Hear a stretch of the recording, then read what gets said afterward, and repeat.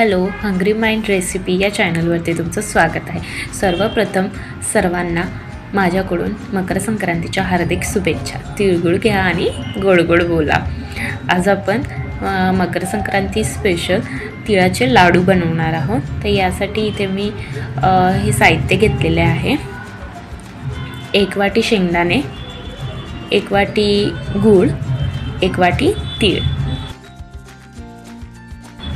सर्वप्रथम मी गॅसवरती कढई ठेवून घेतलेली आहे। कढई तापल्यावरती आपल्याला यामध्ये तीळ भाजून घ्यायचे आहे। इथे मी 1 वाटी तीळ घेतलेले आहे, ते आपण आता छान भाजून घेऊया। खरपूस असं आपल्याला सोनेरी कलर येईपर्यंत आपल्याला ते तीळ भाजून घ्यायचे। आता तुम्ही म्हणाल हे आपल्याला कसं समजेल की आपले तीळ भाजले गेले आहेत की नाही म्हणून। तर हे आपले तीळ थोडेसे टम्म फुगतात आणि त्याच्यातून असा तडतड असा आवाज आला की तुम्ही समजून जायचं की आपल्या आता तीळ भाजायला सुरुवात झालेली आहे वगैरे। त्याचे थोडेसे आणि एखाद दोन आपण खाऊन पाहिजे, ते असं कळून जातं आपल्याला की आपले तीळ भाजलेले आहेत म्हणून।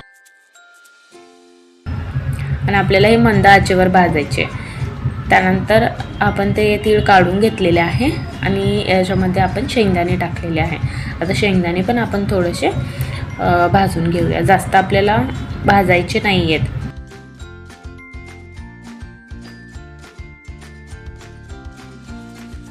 इथे आपले शेंगदाणे पण भाजून झालेले आहेत आणि आपण आता याला प्लेटमध्ये काढून घेऊया। त्यानंतर मी एक मिक्सरचं भांडं घेतलेले आहे आणि इथे मी शेंगदाण्याचे साले काढून घेतलेले आहेत, ती आपण आता मिक्सरमधून वाटून घेऊया। जसं आपण शेंगदाण्याचा कूट बनवतो ना, त्या पद्धतीने थोडंसं रवाळ वाटून घ्यायचं आपल्याला, अशा पद्धतीने। त्यानंतर आपण त्याच्यामध्ये मी इथे 1 वाटी गूळ घेतलेला होता, तो त्यामध्ये टाकून घेणार आहे।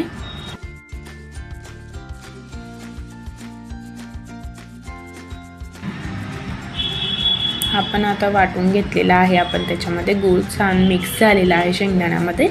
त्यानंतर आपण इथे तीळ टाकून घेणार आहोत। आता मी इथे थोडेसे तीळ बाजूला ठेवते, पूर्ण तीळ मी वाटायला याच्यामध्ये टाकत नाहीये। हे पण आपण मिक्सर चालू बंद करून असं वाटून घ्यायचं, थोडंसं रवाळ असं, जास्त पण एकदम चिकन बारीक नाही करायचं ते। अशा पद्धतीने तुम्ही वाटून घ्या। त्यानंतर मी मिश्रण एका ताटामध्ये काढून घेतलेले आहे आणि जे मी तीळ ठेवलेले होते ते मी या मिश्रणामध्ये टाकणार आहे। त्यानंतर आपल्याला वाटले मिश्रण थोडंसा सुकं आहे, ओलसर नाही आहे, तर तुम्ही याच्यामध्ये 2-3 चमचे तूप पण टाकू शकता, म्हणजे ते बाइंडिंगला तूप आपलं मदत करतं। आणि हे छान प्रकारे आपण मिक्स करून घ्यायचं आहे।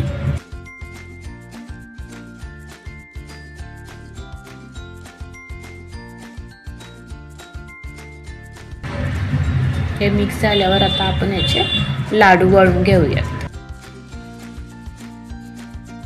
तुम्ही बघू शकता आपण तूप पण टाकलेलं, त्याच्यामुळे आपल्या बाइंडिंग खूप छान प्रकारे होते। जास्त कोरडं झालं मिश्रण तर आपल्याला लाडू वळता येत नाही, त्याच्यासाठी तुपाने आपल्याला खूप मदत होते आणि चव पण आपली छान लागते तुपामुळे। अशा पद्धतीने तुम्ही लाडू वळून घ्या छोटे छोटे।